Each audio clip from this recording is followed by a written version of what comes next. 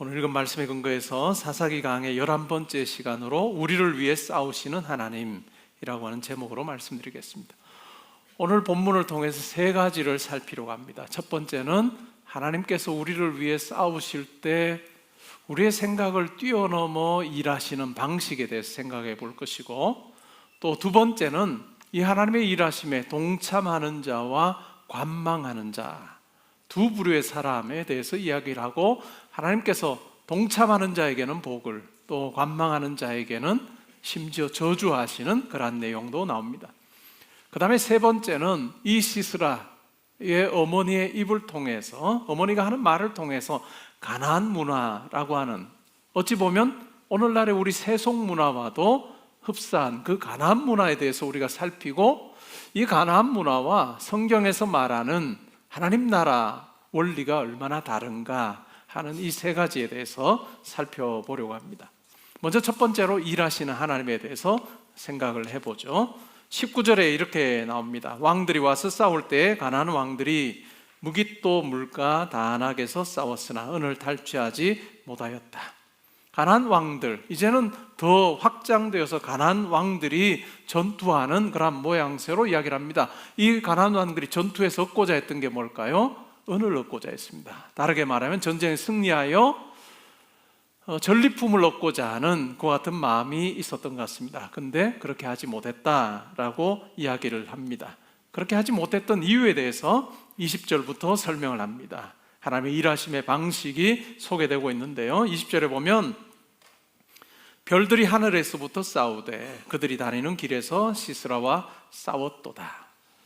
이 땅에서의 싸움처럼 보이지만, 그러나 하나님께서 개입하실 때 그것은 이 땅의 차원을 넘어서는, 어찌 보면 하나님의 일하심의 시작 자체가 우리 눈에 보이는 이 땅에서의 어떤 시작이 아니라 하나님께서는 별들을 사용하셔서 그 전투에 참여하셨다라고 하는 이야기를 하고 있습니다. 우가르 신화나 이런 쪽에 보면 별들을 통해서 비가 오는 이러한 내용들이 나오고 있습니다. 그래서 20절을 가지고 우리가 생각을 해보면, 이 별들이 하늘에서부터 싸웠다라고 하는 이것은 별들을 창조하신 하나님께서 이 별들을 통해서 이 땅 가운데 큰 비를 내리시는 그러한 내용으로 우리가 이해를 해볼 수 있습니다. 하나님의 일하심이라고 하는 것은 우리의 생각을 뛰어넘는다 라고 하는 부분을 20절에서 이야기를 해줍니다. 21절에 보면 우주적인 부분뿐만 아니라 하나님께서는 자연을 또한 사용하십니다. 기손강은 그 무리를 표류시켰으니 이 기손강은 옛강이라. 내 영혼아 내가 힘있는 자를 밟았다. 기손강도 하나님께 들어 사용하십니다. 건조한 시기에는 이 강에 강이 말라 있습니다. 그래서 전투를 벌이기에 전차를 모는 사람들이 얼마나 쉬웠는지 모릅니다. 그러나 하나님께서 큰 비를 내리실 때 이제 이 강물이 불어나서 결국은 전차를 모는 사람들, 철병거를 모는 사람들이 꼼짝없이 그냥 이 강에 그냥 빠져들 수밖에 없는, 움직일 수 없는 그 같은 형편에 처하게 하셨다라고 하는 이야기입니다.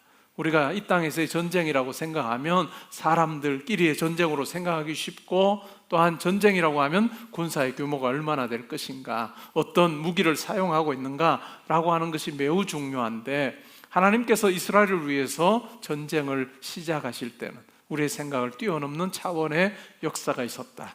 우주를 들어 사용하시고 자연을 들어 사용하시는 하나님에 대해서 이야기를 하고 있습니다. 그리고 전쟁의 마지막 부분은 어떻게 이야기할까요? 우주와 자연만 들어 사용하신 하나님이 아니라 우리의 생각을 뛰어넘어 한 여인을 들어 사용하십니다. 전투에서 승리의 마침표를 찍는 것은 보통의 경우는 전쟁터에 나갔던 그 같은 군인들을 통해서 이루어집니다. 많은 경우에 적장을 무찌르는 그 일에는 아주 전투에 앞장섰던 아주 날쌘 군사를 통해서, 아니면 장수를 통해서 이루어지는 경우가 많습니다. 그런데 하나님의 전쟁에는 모든 사람의 생각을 뛰어넘는 한 여인, 그냥 장막에서 살고 있는 한 여인을 들어 사용하셨다라고 하는 것에 우리가 주목해 볼 필요가 있습니다. 그 한 여인은 누굴까요? 이방 족속입니다.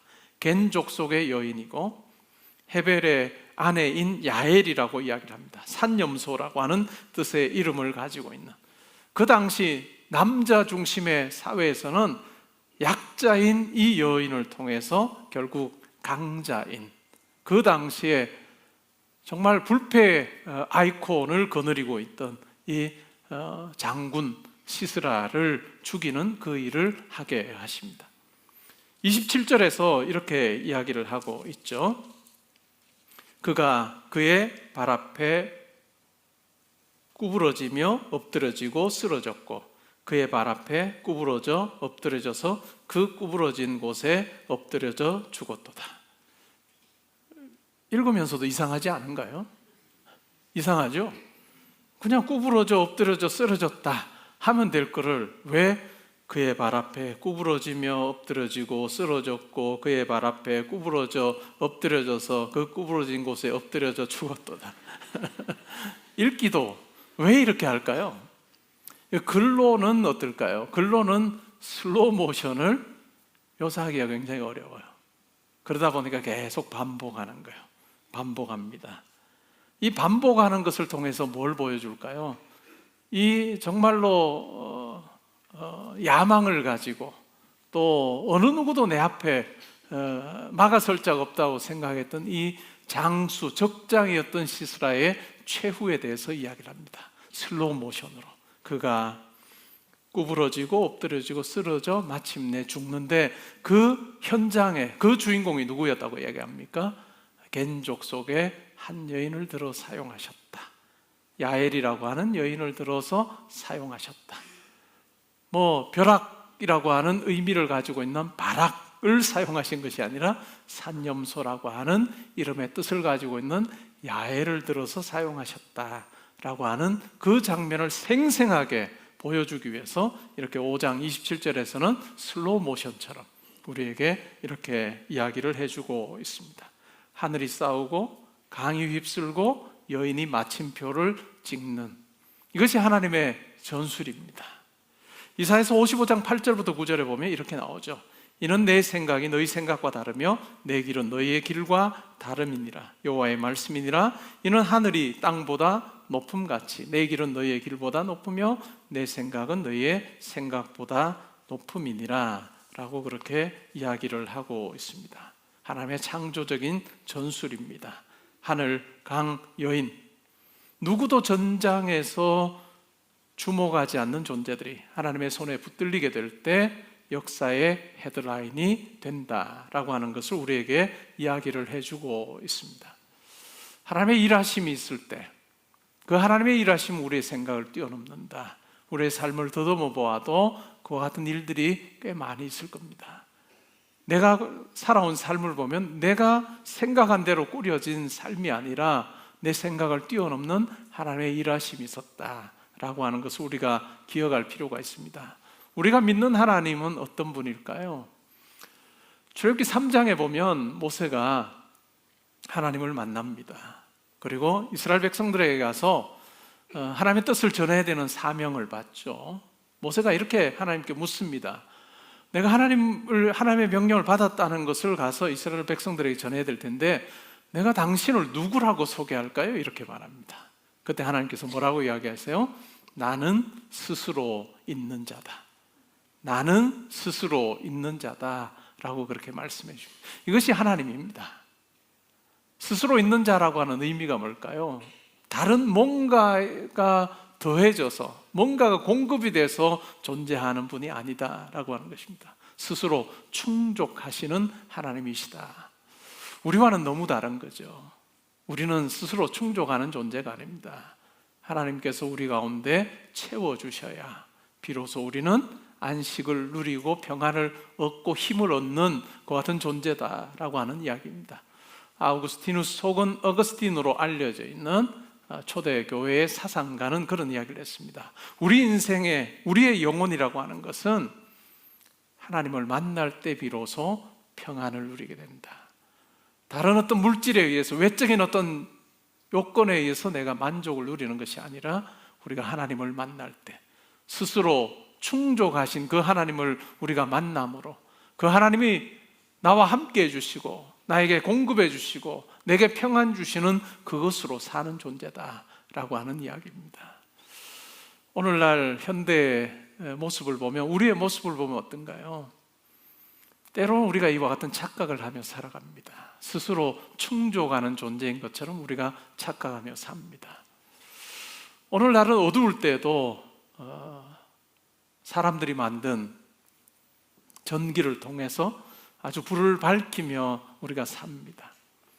하늘을 올려다볼 필요도 못 느낄 정도로 달빛이 있구나, 별빛이 있구나 라는 것을 우리가 인식하지도 않아도 될 정도로 환한 전깃불 가운데서 우리는 살아갑니다. 하늘을 올려다볼 그러한 필요마저도 느끼지 못합니다. 여러분, 어릴 때 한번 생각해 보세요. 깜깜한 밤에 마루 위에 누워서 하늘을 올려다보았던, 그래서 별도 있고 달도 있고, 때로는 달 안에 토끼가 이 방아를 찢는 그런 어떤 상상까지도 하는 그런 시기가 있었습니다. 그때만 해도 어떨까요? 하늘을 보면서 이 땅과 다른 어떤 그런 세계에 대한 생각들도 해보곤 했습니다. 근데 오늘날은 어떤가요? 하늘을 올려다볼 필요도 없는 환한, 밤이어도 환한, 대낮처럼 환한 그런 어떤 시대로 우리가 살면서 우리가 스스로 충족하는 존재인 것처럼 우리가 생각하며 살 때가 얼마나 많은가. 그러나 우리의 삶이라고 하는 것은 내가 충족해서 내가 뭔가를 채워서 사는 존재가 아니라 하나님께서 내게 채워주셔야 사는 존재다. 하나님께서 내 심령에 오셔서 내게 평강 주시고 함께 임재해 주셔야 비로소 우리가 평안을 누리는 존재다 하는 것을 우리가 생각해 보면 좋겠습니다. 첫 번째는 내 삶이 어떤가, 내가 무언가를 채워넣음으로 내가 내 인생이 든든하리라 라고 하는 그 생각 가지고 살지 아니하고, 온 우주 만물을 창조하신 하나님께서 나와 함께 하셔야, 나를 붙들어 주셔야 내 인생이 안전하고 평강 누릴 수 있다 하는 부분을 한번 생각해 보시고 다짐해 보시면 좋을 것 같습니다. 두 번째는 23절에 보면 이런 내용이 나옵니다. 여호와의 사자의 말씀에 메로스를 저주하라. 너희가 거듭거듭 그 주민들을 저주할 것은 그들이 와서 여호와를 돕지 아니하며 여호와를 도와 용사를 치지 아니함이니라 라고 그렇게 이야기합니다. 메로스, 어느 지역인지 정확히 알지 못합니다. 근데 전쟁터와 멀지 않은 곳에 있었던 것 같고, 또한 그 주민을 저주할 때 그들이 여호와를 돕지 아니하고 또한 여호와를 도와서 용사를 치지 아니하였다라고 하는 것으로 보면 이 메로스 주민들은 마땅히 이 전쟁에 하나님 편에서, 이스라엘 편에서 전쟁에 참여해야 되는 사람이었던 것 같습니다. 근데 참여하지 않습니다. 그냥 방관합니다. 손가락 하나 까딱하지 않고 그냥 이 전쟁에 참여하지 않는 방관자가 되었습니다. 그때 이중 저주가 나옵니다. 여호와의 사자의 말씀 메로스를 저주하라, 그 주민들을 저주하라 라고 하는 이중 저주가 나온다라고 하는 것입니다. 하나님께서는 항상 우리에게 선택지를 제공하십니다. 하나님의 일에 동참할 것인가, 아니면 그냥 방관할 것인가, 둘 중에 어느 것을 선택하느냐에 따라서 하나님께서는 복을 주기도 하고 저주하기도 하신다 하는 내용이 본문에 나옵니다. 반면에 또 다른 한 인물이 나옵니다. 그는 바로 야엘입니다. 이 야엘은 참여자의 복을 누립니다. 겐족 속 이방 여인입니다. 그러나 이 여인의 이름이 노래 속에서 두 번이나 복되다라고 하는 최상급으로 불리고 있습니다. 5장 24절에 이렇게 말합니다. 겐 사람 헤벨의 아내 야엘은 다른 여인들보다 복을 받을 것이니 장막에 있는 여인들보다 더욱 복을 받을 것이로다 라고 이야기합니다. 하나님 편에 서서 그녀가 보여준 그 순종이야말로 얼마나 큰 영광을 누리는지를 잘 보여주고 있습니다. 우리는 때로는 우리의 삶에서 하나님을 깜짝 놀래킬 만한 그런 순종, 큰 순종으로 우리가 하나님을 정말로 기쁘시게 해드려야 되겠다라고 그렇게 생각하는 경우 많습니다. 근데 그 큰 순종이 아니라 우리의 삶에 주어지는 작은 순종, 우리의 삶을 통해서 보기를 원하시는 그 작은 순종, 그 순종을 외면하지 아니하는 것, 그것이 중요하다라는 이야기입니다. 순종은 우리의 몫이고 승리는 하나님의 몫입니다. 20세기 기독교 사상가였던 영국인 C.S. 루이스는 이렇게 말했습니다. 하나님께 순종하는 사람은 이미 기적의 일부다. 하나님께 순종하는 사람은 이미 기적의 일부다. 그 결과 크건 작건 순종 자체가 하나님의 일하심에 참여하게 한다라고 하는 부분입니다. 여러분 스스로 한번 살펴보십시오. 나는 어느 쪽인가? 나는 어느 쪽에 더 가까운가?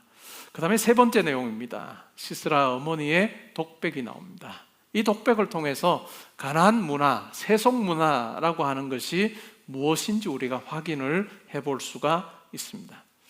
28절에 이렇게 말합니다. 시스라의 어머니가 창문을 통하여 바라보며 창사를 통하여 부르짖기를 그의 병거가 어찌하여 더디 오는가? 그의 병거들의 걸음이 어찌하여 늦어지는가? 예상했던 때에 아들이 돌아오지 않습니다. 우리는 다 알고 있습니다. 아들이 야엘이라고 하는 이방 여인의 손에 죽었다라고 하는 것을 우리는 알고 있는데 그 사실을 알지 못하는 시스라의 어머니가 왜 오지 않을까라고 이야기합니다. 그러자 29절에 그의 지혜로운 시녀들이 대답하였겠고 그도 스스로 대답하기를 이 시스라의 어머니가 아마 이렇게 말했을 거다라고 드보라가 이야기하고 있습니다. 30절의 내용을 보면 가나안 문화가 어떤 것인지를 우리에게 잘 보여줍니다. 그들이 어찌 노량물을 얻지 못하였으랴 그것을 나누지 못하였으라 사람마다 한두 처녀를 얻었으리로다. 본문을 보면 원문에는 처녀가 자궁으로 되어 있습니다. 사람마다 한두 자궁을 얻었으리로다. 시스라는 채색 옷을 노략하였으리니 그것은 수놓은 채색 옷이리로다. 곧 양쪽에 수놓은 채색 옷이리니 노략한 자의 목에 꾸미리로다 라고 그렇게 이야기를 하고 있습니다. 이 시스라의 어머니의 말을 통해서 우리는 가나안 문화가 어떤 것인가, 단순히 가나안 문화만이 아니라 세속 문화가 어떠한 것인지를 잘 보여주고 있습니다. 전쟁을 통해서 포로로 잡은 여인을 어찌 보면 성상품화하는 그러한 문화입니다. 두 번째를 보면 물질주의 그리고 과시욕이 드러나고 있는 그러한 문화입니다. 값비싼 직무를 통해서 권력을 과시하고 전리품 분배하는 그러한 것에 관심이 많은 그러한 문화이죠. 세 번째는 창살 뒤에서 기다리고 있는 어찌 보면 높은 자리에 있는 여성입니다. 피지배 계층의 고통에 전혀 공감하지 못하는 철저한 그와 같은 승자 독식의 사회의 모습을 보여주고 있습니다. 이것이 가나안 문화입니다. 어찌 보면 오늘날 이 세상의 문화와도 닮아 있는 것 같습니다. 그런데 우리가 성경을 읽을 때마다 이와 같은 가나안 문화에 대해서 성경은 옹호하지 않습니다. 성경의 가치관은 뭘까요? 창세기 1장 27절을 보면 하나님께서 우리 인간을 하나님의 모양과 하나님의 형상으로 지으셨다. 그가 어떤 사람이든지 간에 하나님 보시기에 존귀한 존재다라고 하는 이야기를 하고 있습니다. 우리 인간의 존엄성에 대해서 이야기를 하고 있습니다. 우리가 가진 것이 많든 적든지 간에 우리의 건강의 상태가 어떠하든지 간에 그것과 상관없이 하나님께서는 우리를 자기의 모양과 자기의 형상으로 지으셨다라고 하는 이 놀라운 선언을 하고 계십니다. 우리가 구약 성경을 읽을 때마다 어떤 내용을 발견합니까? 힘이 있느냐? 물질이 많으냐? 높은 자리 있느냐? 너의 마음대로 할 수 있어 라고 하는 그와 같은 생각에 계속해서 브레이크를 겁니다. 고아와 나그네와 또한 과부를 멸시하지 말아야 된다. 그들의 입을 막는 송사를 진행해서는 안 된다. 철저하게 약자 편에서 이야기를 하고 있습니다. 그러면서 그렇게 이스라엘 백성들을 향해서 그와 같은 삶을 살라라고 할 때 매우 중요한 근거가 있는데 그것이 바로 너희가 애굽에서 살 때 다 노예였다.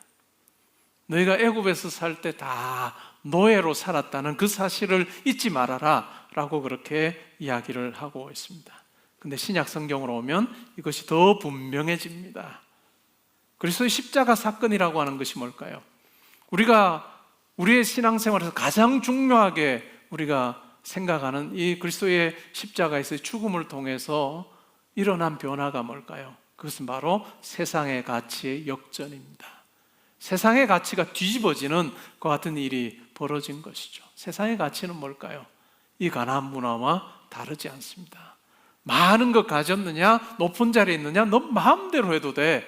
왜? 네가 많은 것 가지고 그 자리에 있기 때문에 라고 하는 이와 같은 세상 문화에 대해서 그것이 하나님께서 원하시는 것이 아니다 라고 하는 것을 예수의 십자가를 통해서 우리에게 분명히 보여주는 세상 가치의 역전이 일어납니다. 바울이 사역하던 그 당시만 해도 어땠을까요? 남자와 여자 엄청난 차이가 있었습니다. 오늘날과 다릅니다. 주인과 노예 엄청난 차이가 있습니다. 그리고 유대인과 유대인이 아닌 것, 이방인 엄청난 차이가 있었습니다. 유대인의 입장에서. 그래서 유대인의 기도문에도 보면 내가 이방인으로 태어나지 않은 것이 감사하다. 또한 내가 여자로 태어나지 않은 것이 감사하다 라고 하는 내용들이 등장할 정도로 유대인이라고 하는 이 선민의식이 얼마나 컸는지 몰라요. 그리고 헬라인과 문명을 누리고 있는 헬라인과 야만인 이 사이에 이 담도 얼마나 높았는지 모릅니다. 그러나 바울은 이렇게 말합니다. 예수 그리스도, 하나님의 아들이신 예수 그리스도의 죽음을 통해서 그분이 하나의 인류를 만드셨는데 그것은 바로 남자와 여자, 주인과 종, 헬라인과 이방인, 유대인과 이방인의 차별이 없는 그리스도 안에서 모든 자가 하나님의 백성이 되는 이 은혜를 얻게 하셨다라고 하는 이 하나님의 은혜로운 초청에 대해서 이야기를 하고 있습니다. 그러기에 십자가 안에서 우리 모두 형제자매다라고 하는 이야기가 나옵니다. 예수님께서 오셔서 하나님 나라가 어떠한 곳인지를 보여주셨습니다. 그 하나님 나라는 큰 자에게 주목하는 나라가 아니라 작은 자에게 주목하는 나라입니다. 작은 소자에게 내 이름으로 냉수 한 그릇을 준 것, 그것이 바로 내게 한 거다. 많은 사람들이 그냥 주목하지 않고 스쳐 지나가는 그 작은 소자에게 하나님 예수 그리스도의 이름으로 냉수 한 그릇을 준 것, 그거 바로 예수 그리스도께 한 거다. 그 작은 소자를 예수 그리스도 대하듯 해라 라고 하는 메시지가 예수 그리스도의 메시지입니다. 큰 자가 되려고 하느냐? 그러면 더 큰 자라고 생각하는 자를 밟고 올라서라 이렇게 말하지 않고 뭐라고 해요? 큰 자가 되려면 낮아져야 된다. 작은 자가 돼야 된다 라고 그렇게 이야기를 하고 있습니다. 이것이 하나님 나라예요. 우리가 신앙생활하면서 우리가 실천해야 되고 닮아가야 되는 그 우리의 삶이다라고 하는 것을 우리는 생각해 볼 필요가 있습니다. 오늘 이 노래의 결말은 이렇습니다. 여호와여 주의 원수들은 다 이와 같이 망하게 하시고 주를 사랑하는 자들은 해가 힘있게 도듬갑게 하시옵소서라고 이야기합니다. 해가 떠오를 때 그 누구도 그 광명을 막지 못합니다. 메로스는 저주를 받아서 무대 뒤로 사라지고 야엘의 이름은 새벽을 여는 태양처럼 모래 속에 영원히 지금 드러나고 있습니다. 하나님은 우리의 생각을 훨씬 뛰어넘어 역사하신 하나님입니다. 저는 성경 구절 중에서 좋아하는 구절이 많지만 에베소 3장 20절, 21절을 참 좋아합니다. 그 내용이 뭘까요? 우리 가운데서 역사하시는 능력대로 우리가 구하거나 생각하는 모든 것에 더 넘치도록 하시는 하나님이라는 겁니다. 그런데 이 하나님이 나와 함께 하심으로 내 생각에 내가 구하는 것에 넘치도록 하시는 하나님이 나와 함께 하기 때문에 내가 이 하나님을 등에 업고 내 마음대로 살아야 된다. 이것이 아니고 21절에 보면 이 하나님에게 교회 안에서와 그리스도 예수 안에서 영광이 대대로 무궁하기를 원하는 이것이 우리의 삶입니다. 우리의 기도가 향하는 지향점이 바로 하나님의 영광이 되어야 되고 그 하나님의 영광이 드러나는 모습은 예수 그리스도께서 보여주셨다. 작은 자를 가볍게 여기지 아니하는 그 영성의 회복이 우리 가운데 필요하다라고 하는 이야기를 하고 있습니다. 요한복음 8장 12절에서는 예수님께서 이렇게 말씀하십니다. 나는 세상의 빛이니 나를 따르는 자는 어둠에 다니지 아니하고 생명의 빛을 얻으리라. 우리의 삶, 빛 가운데 사는 삶입니다. 다르게 말하면 예수의 정신으로 사는 삶입니다. 용서와 사랑으로 한 사람 한 사람을 존귀하게 대하는 삶입니다. 빛 가운데 사는 삶이라고 하는 이 말씀 이전에 어떤 사건이 있었을까요? 요한복음 8장에 보면 현장에서 가늠하다 잡혀온 여인이 있었습니다. 사람들이 돌로 치려고 합니다. 예수에게 데려와서 이 여인을 어떻게 해야 할까 이렇게 예수를 시험하는 자리였다. 그때 예수님께서는 율법에 따라서 돌로 치라라고 하지 않으십니다. 너희 중에 죄 없는 자가 먼저 쳐라. 마음에 찔려서 다 하나둘씩 다 도망갑니다. 이 여인과 예수만 남았습니다. 거룩하신 하나님의 아들이십니다. 그 거룩하신 하나님의 아들이신 예수님께서 이 여인을 나무라고 저주하고 책망하지 아니하시고 용서하십니다. 나도 너를 정죄하지 않는다. 대신 이제 가서 죄로부터 자유로운 삶을 살아야 된다라고 그렇게 용서와 사랑으로 그 여인을 존귀하게 대하시는 것 같은 예수님의 모습을 우리가 발견합니다. 사탄의 전략은 뭘까요? 적당히 살아라. 어중간하게 살아라. 책임지려고도 하지 말고 상처받을 가능성 제거하며 살아라. 교회 문 밖을 나가면 그냥 교회 성도라고 하는 생각하지 말고 살아라.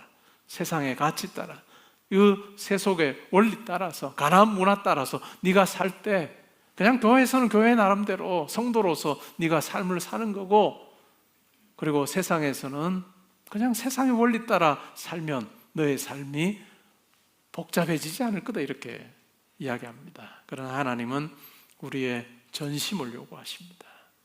우리가 하나님 앞에 온전한 모습으로 살기를 원하십니다.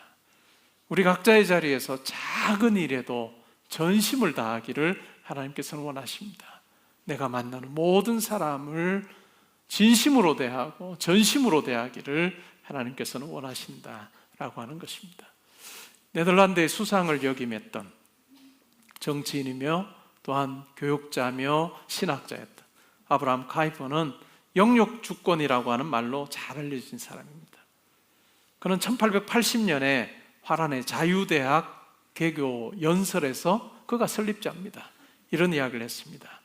우리 존재 전 영역 어느 한 부분도 만유의 주관자이신 그리스도께서 내 것이라 외치지 않는 곳은 없다. 여기에 어느 한 부분이라고 하는 이 부분은 바로 a square inch라고 하는 말로 표현합니다. 1인치가 얼마일까요? 2.54cm입니다. 2.54, 2.54 이렇게 네모난 이 부분, 주님께서는 이건 네 부분이고 다른 부분 내 부분이야 라고 이야기하지 않아.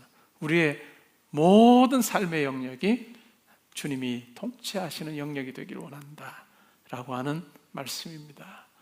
우리의 가정에서, 우리의 직장에서, 또 우리가 만나는 사람들과의 관계 속에서 내 삶에 내가 통치하는 자리가 아니라 주님께서 통치하시는, 우리를 위해서 모든 것을 내어주신 주님이 통치하시는 공간이 되면 좋겠습니다. 특별히 다른 사람들이 보기에 저 사람은 주목하지 않아도 돼, 그냥 있는 사람이야 라고 생각하는, 마치 보이지 않는 사람처럼 여겨지는 그 사람을 우리가 그리스도를 대하듯이 죽게 대하듯 하는 마음으로 우리가 대할 때, 우리가 만나는 모든 사람들에게 내가 어떻게 이익을 얻을 수 있을까, 이전에 하나님의 형상대로 지음받은 존귀한 존재라는 그 마음을 가지고 한 사람 한 사람을 소중히 대하는 그 우리의 삶이 바로 예수 그리스도 정신을 실천하는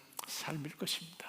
그것이 바로 방관하지 않고 순종하는 그 같은 자리가 될 것이고, 그러한 모습으로 사는 우리의 삶을 하나님께서 기뻐하시고 우리의 생각을 뛰어넘어서 우리의 삶을 사용하실 것입니다. 우주를 들어 사용하시고 자연을 들어 사용하시는 그 하나님께서 우리의 작은 순종과 우리의 그 몸부림을 들어 사용하셔서 하나님의 뜻이 이 땅 가운데 이루어지게 하시리라 믿습니다. 한 주간도 잘 사시고 다음 주에 나왔을 때 우리가 하나님 뜻대로 살기 위해 몸부림치는 한 주간 살았습니다, 감사합니다 고백하는 저와 여러분 될 수 있기를 주님의 이름으로 축복합니다. 아멘.